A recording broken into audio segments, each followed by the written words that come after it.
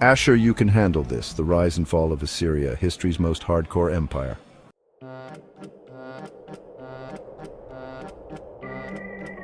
Once upon a time in the year 401 BC, a Persian prince named Cyrus the Younger decided to challenge his brother for the Persian throne. But instead of hashing it out over a tense family dinner, he hired 10,000 Greek mercenaries to do the dirty work for him. Things were going great, until Cyrus got himself killed. Classic. Now stranded deep in enemy territory, the Greeks had to hoof it back home, dodging angry Persian soldiers and surviving on whatever they could scavenge.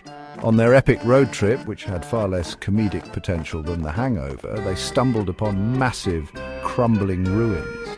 Deserted cities so vast they made Athens look like a quaint little village. One of these was Nineveh, a place that had already been abandoned for centuries. The Greek writer Xenophon later described these spooky ruins in his book Anabasis, though he didn't have time to sightsee because, well, the whole being chased by Persians thing. Xenophon and his crew had unknowingly discovered the remnants of the mighty Assyrian Empire, one of history's first military superpowers, and an empire so aggressive it made Game of Thrones look like a bedtime story.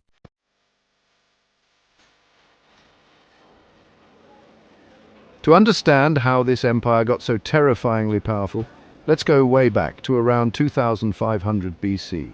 The Assyrians were just another Mesopotamian bunch living near the Tigris River, overshadowed by the mighty Sumerians and Akkadians, but give them some time, and they'd go from that small city-state no one takes seriously to the world's first major conquerors. Their home base Ashur started as a humble trading city. But it had one huge advantage: location. Situated right on the Tigris, they could ship goods like copper, tin and lapis lazuli, which in ancient times was the equivalent of rocking designer brands. Over time, Ashur grew wealthy, and its people did what rich people often do: build big temples and worship their own gods. Speaking of gods, the Assyrians went all in on their patron deity, Ashur. They loved him so much they named their entire civilization after him. To outsiders, it might have looked like a massive case of narcissism. But for the Assyrians, Ashur was their secret weapon. If their god was the best, then they must be the best. Right? Flawless logic.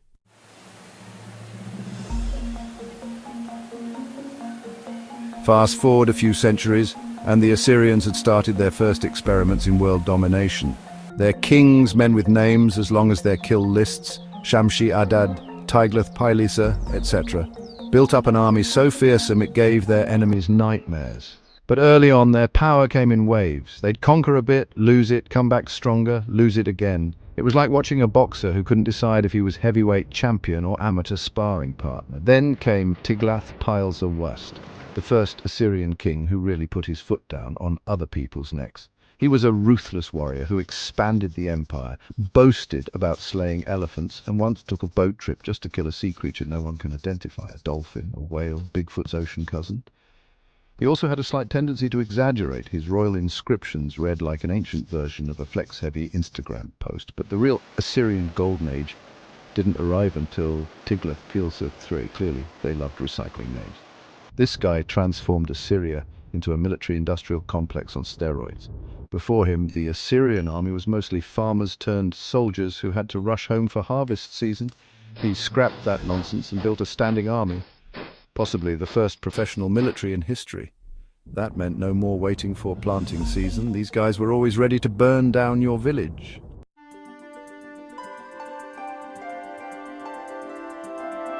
The Assyrian military didn't just show up, knock on your city gates and ask politely for surrender. Oh no. Their tactics were more in line with surrender or we'll make your worst nightmares look like a picnic.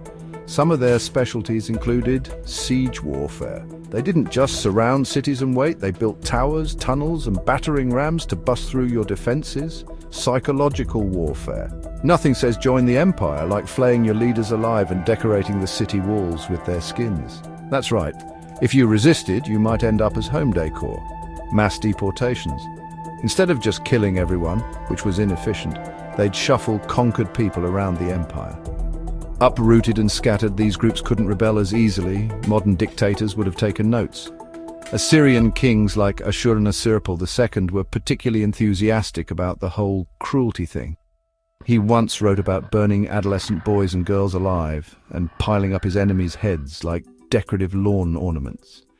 And you thought your boss was bad.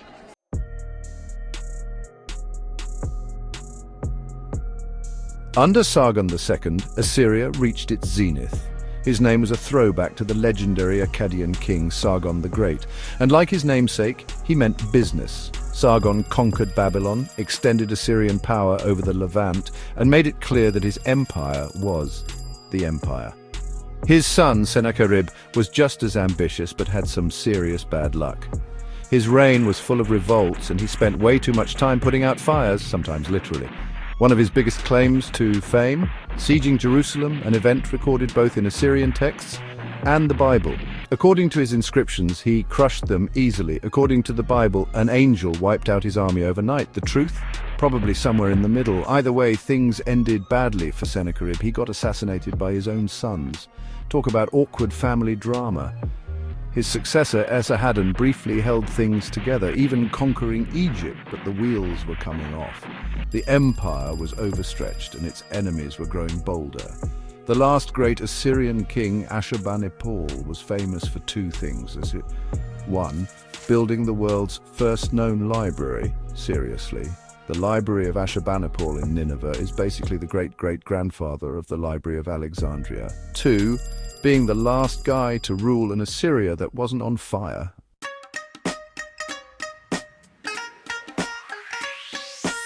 By the late 7th century BC, Assyria had made too many enemies. The Babylonians and Medes, who had spent years under Assyrian rule, decided they'd had enough. In 612 BC, they did what no one thought possible. They destroyed Nineveh. The great city that had terrified the world was now reduced to smoking rubble, its palaces looted and its people scattered. The last Assyrian kings tried to hang on, but by 609 BC, it was all over. The empire that once ruled the world vanished, swallowed by history. Xenophon and his Greek mercenaries, centuries later, saw only the ruins, clueless that they were looking at the remains of a civilization that had once dominated the known world.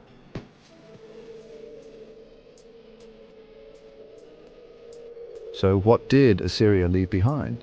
Apart from a lot of angry former subjects, they pioneered many things: the world's first professional standing army, mass deportations, a legacy that future empires unfortunately continued, brutal psychological warfare. Seriously, their enemies were terrified of them.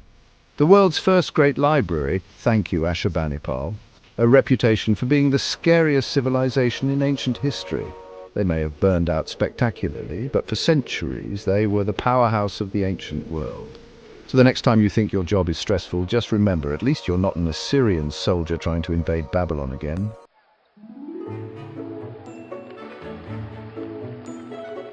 Attention, internet people! If you've made it this far, congratulations, you now qualify for a once-in-a-lifetime opportunity. Smashing that like button instantly increases your coolness by 327%. Scientifically unproven, but spiritually accurate. Subscribing guarantees good vibes and fewer traffic jams in your life. Hitting the notification bell may or may not summon a tiny dancing robot to your home, so go ahead, click those magical buttons before they get lonely. Otherwise, a mildly disappointed virtual pigeon will be sent to stare at you judgmentally. Thanks for watching. You're awesome.